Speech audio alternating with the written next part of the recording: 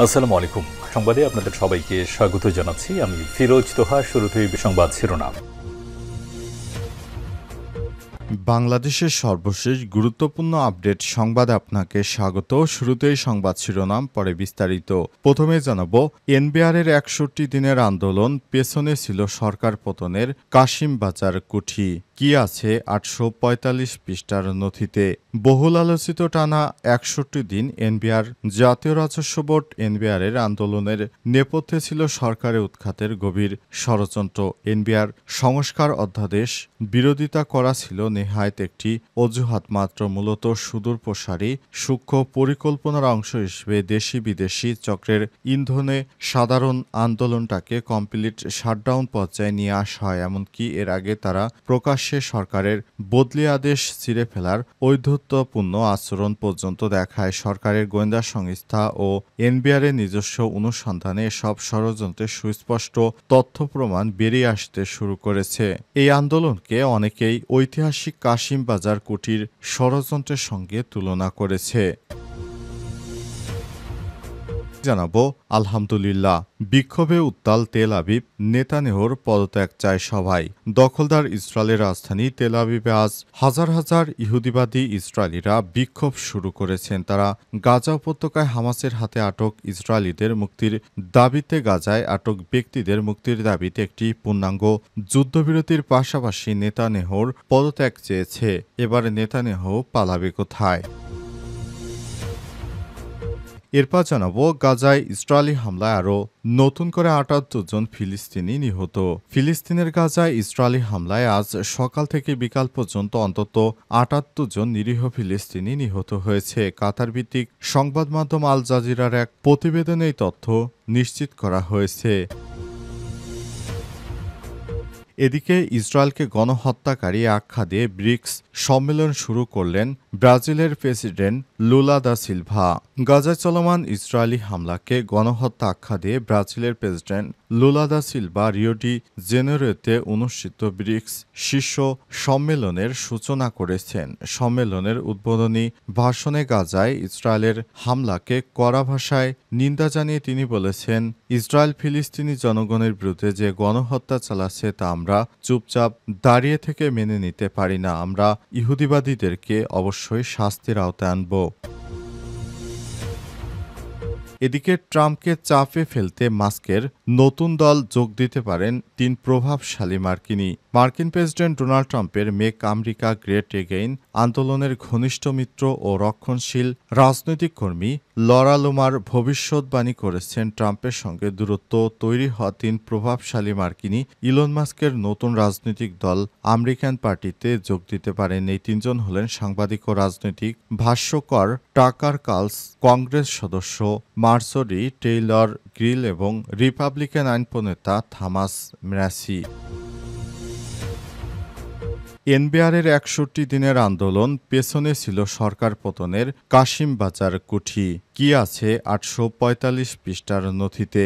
বহুল আলোচিত টানা ৬১ দিন এনবিআর, জাতীয় রাজস্ব বোর্ড এনবিআরের আন্দোলনের নেপথ্যে ছিল সরকারের উৎখাতের গভীর ষড়যন্ত্র। এনবিআর সংস্কার অধ্যাদেশ বিরোধিতা করা ছিল নেহায়েত একটি অজুহাত মাত্র। মূলত সুদূরপ্রসারী সূক্ষ্ম পরিকল্পনার অংশ হিসেবে দেশি বিদেশি চক্রের ইন্ধনে সাধারণ আন্দোলনটাকে কমপ্লিট শাটডাউন পর্যায়ে নিয়ে আসা হয়। এমনকি এর আগে তারা প্রকাশ্যে সরকারের বদলি আদেশ ছিঁড়ে ফেলার ঔদ্ধত্যপূর্ণ আচরণ পর্যন্ত দেখায়। সরকারের গোয়েন্দা সংস্থা ও এনবিআরের নিজস্ব অনুসন্ধানে সব ষড়যন্ত্রের সুস্পষ্ট তথ্য প্রমাণ বেরিয়ে আসতে শুরু করেছে।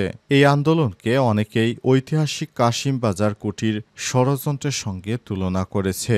ইতিমধ্যে ৮৪৫ পৃষ্ঠার বিশদ তথ্য উপাত্ত পাওয়া গেছে, যেখানে আন্দোলনকারীদের হোয়াটসঅ্যাপ গ্রুপে লেখা নানান পরিকল্পনার কথা উল্লেখ রয়েছে। এমনকি অর্থ উপদেষ্টাকে উদ্দেশ্য করে একজন অতিরিক্ত কর কমিশনার বাজে মন্তব্য করেছেন, যা প্রকাশযোগ্য নয়। তার নাম শামীম বুলবুল। বর্তমানে তিনি ঢাকার কর অঞ্চল ২১-এ কর্মরত। তার বাড়ি বাগেরহাট। গত ২৬শে জুন রাত ১০টা ৬ মিনিটে তিনি হোয়াটসঅ্যাপ গ্রুপে ওই বাজে মন্তব্য করেছেন।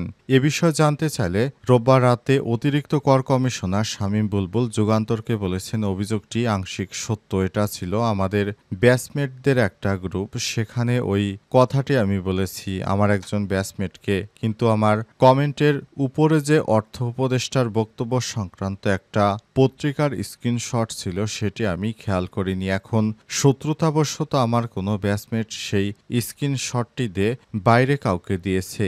সূত্র আরও জানায়, এভাবে হোয়াটসঅ্যাপ গ্রুপ থেকে অনেক চাঞ্চল্যকর তথ্য বেরিয়ে আসছে। বিভিন্ন তথ্যোপাত্য বিশ্লেষণ করে গোয়েন্দা সংস্থা সহ এনবিআরের দায়িত্বশীল নীতি নির্ধারক মহল নিশ্চিত হয়েছেন, দাবি আদায় তাদের মূল উদ্দেশ্য ছিল না। উদ্দেশ্য ছিল রাজস্ব আদায় তছনছ করে সরকারকে বেকায়দায় ফেলা। এরই মধ্যে তারা সারা দেশে সরকারি অফিসে আন্দোলন ছড়িয়ে দিতে আরও একটা গ্রুপ সক্রিয় ছিল। তারা পতিত আওয়ামী লীগ সরকারের হয়ে প্রশাসনের মধ্যে গোপনে সরকারও নানান তথ্য পাচার সহ অন্তর্বর্তীকালীন সরকারকে ব্যর্থ করতে নানাভাবে তৎপরতা চালিয়ে আসছে, যেটা খুবই কৌশলে করা হচ্ছে। এ বিষয়ে অন্তর্বর্তীকালীন সরকারের প্রধান উপদেষ্টা প্রফেসর ডক্টর মোহাম্মদ ইউনূস খুবই সক্রিয় ভূমিকায় রয়েছেন। তিনি কিভাবে এদেরকে শায়েস্তা করবেন সে বিষয়টি না বললেও তার খুব ভালো করেই জানা আছে। তাদেরকে কিভাবে শায়েস্তা করতে হবে এবং কিভাবে তারা ভবিষ্যতে যেন আর এই ধরনের কর্মকাণ্ড না করে সে ব্যাপারে সরকার কঠিন প্রতিশোধ গ্রহণ করবে। বিক্ষোভে উত্তাল তেল আবিব।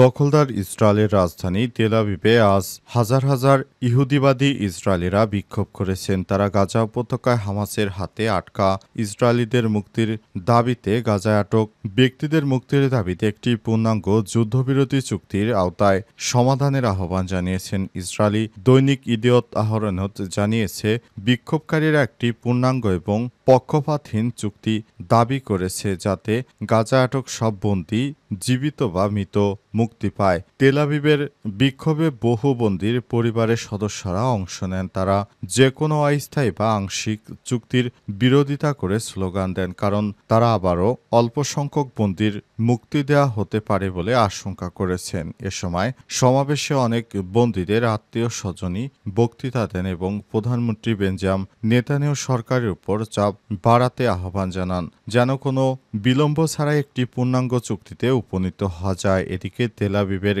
এই বিক্ষোভের সময় ইসরায়েলের সরকার ঘোষণা দিয়েছে, তারা কাতারের রাজধানী দোহাতে একটি প্রতিনিধি দল পাঠাতে সম্মতি দিয়েছে, যারা গাজায় হামাসের সঙ্গে একটি বন্দি বিনিময় চুক্তি নিয়ে আলোচনা করবে। কারণ ট্রাম্পের যুদ্ধবিরতি প্রস্তাবে হামাসের পক্ষ থেকে ইতিবাচক প্রতিক্রিয়া পাওয়া গেছে। ইসরায়েলের সরকারি সম্প্রচার সংস্থা কেএনএ জানিয়েছে, মধ্যস্থতাকারীরা আশাবাদী যে দুই পক্ষের মধ্যে মতপার্থক্য দূর করে একটি সমঝোতায় পৌঁছানো সম্ভব হবে।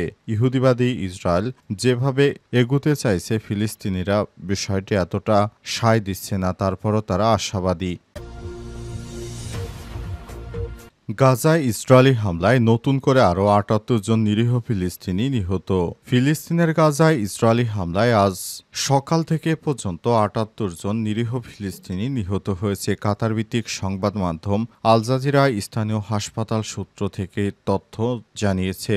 ইসরায়েলি সেনারা গাজার খান ইউনুস, নুসেরাত এবং গাজা সিটি সহ অন্যান্য জায়গায় হামলা চালালে এসব হতাহতের ঘটনা ঘটে। এদিকে ফিলিস্তিনি সশস্ত্র গোষ্ঠী হামাস ও ইসরায়েলের মধ্যে যুদ্ধবিরতির সম্ভাবনা তৈরি হয়েছে। এরই মধ্যে গাজায় সাধারণ মানুষকে হত্যা করে যাচ্ছে ইহুদিবাদী ইসরায়েল।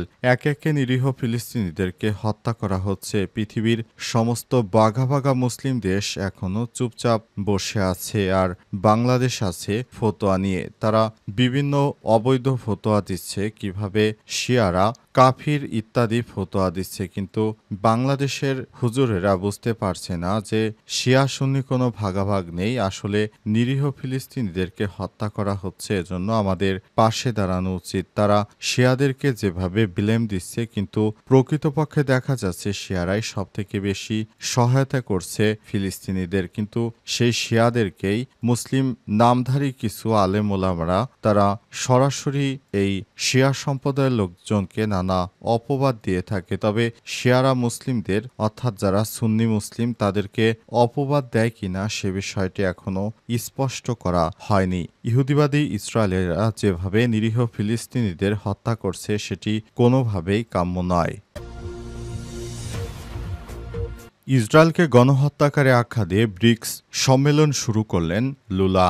গাজায় চলমান ইসরায়েলি হামলাকে গণহত্যা আখ্যা দিয়ে ব্রাজিলের president Lula da Silva Rio de জেনেরোতে অনুষ্ঠিত ব্রিক্স শীর্ষ সম্মেলনের সূচনা করেছেন। সম্মেলনে উদ্বোধনী ভাষণে গাজায় ইসরায়েলের হামলাকে কড়া ভাষায় নিন্দা জানিয়ে তিনি বলেছেন, ইসরায়েল ফিলিস্তিনি জনগণের বিরুদ্ধে যে গণহত্যা চালাচ্ছে তা আমরা চুপচাপ দাঁড়িয়ে থেকে মেনে নিতে পারি না। ফিলিস্তিনি সংকট নিয়ে সরব হয়ে লুলা আরও বলেছেন, যুদ্ধের অস্ত্র হিসেবে ক্ষুধা বা অনাহারকে ব্যবহার করা সম্পূর্ণ বেআইনি অগ্রহণযোগ্য। লুলা দৃঢ়ভাবে ব্যক্ত করেছেন, এই সংকটে একমাত্র স্থায়ী সমাধান হল দখলকৃত ভূখণ্ড থেকে ইসরায়েলের সরে যাওয়া এবং 1967 সালে সীমারেখার ভিত্তিতে একটি স্বাধীন ফিলিস্তিন রাষ্ট্র প্রতিষ্ঠা করা। 2 দিনব্যাপী ওই ব্রিক্সে সম্মেলনে ব্রাজিল, রাশিয়া, ভারত, চীন, দক্ষিণ আফ্রিকার নেতাদের পাশাপাশি সম্প্রতি জোটে যুক্ত হওয়া নতুন সদস্য দেশগুলোর প্রতিনিধিরাও অংশ নিয়েছেন। সম্মেলনে বৈশ্বিক পশ্চিমা আধিপত্যের বিরুদ্ধে উদ্বেগ প্রকাশের পাশাপাশি সদস্য দেশগুলোর মধ্যে অর্থনৈতিক ও কূটনৈতিক সহযোগিতা বৃদ্ধির বিভিন্ন প্রস্তাব আলোচনায় আসবে বলে ধারণা করা হচ্ছে। বিশ্লেষকরা বলছেন, ব্রাজিলের প্রেসিডেন্ট এই ধরনের স্পষ্ট ভাষণের মাধ্যমে ব্রিক্স জোটের অবস্থান আরও দৃঢ়ভাবে আন্তর্জাতিক কূটনীতিক অঙ্গনে প্রকাশ পাবে। ইহুদিবাদী ইসরায়েলিদের উপর এখন নতুন করে নিষেধাজ্ঞা শুরু হবে। এই ইহুদিবাদীদের ব্রাজিল একটি খ্রিস্টান রাষ্ট্র হয়েও তারাও ছাড় দিচ্ছে না, কারণ তারা জানে ইহুদিবাদীরা যে ধরনের ধ্বংসাত্মক চালাচ্ছে তার জন্য তারা সব থেকে নিজেরাই দায়ী, আর মুসলিমদেরকে তারা দায়ী করে থাকে বিনা দোষে।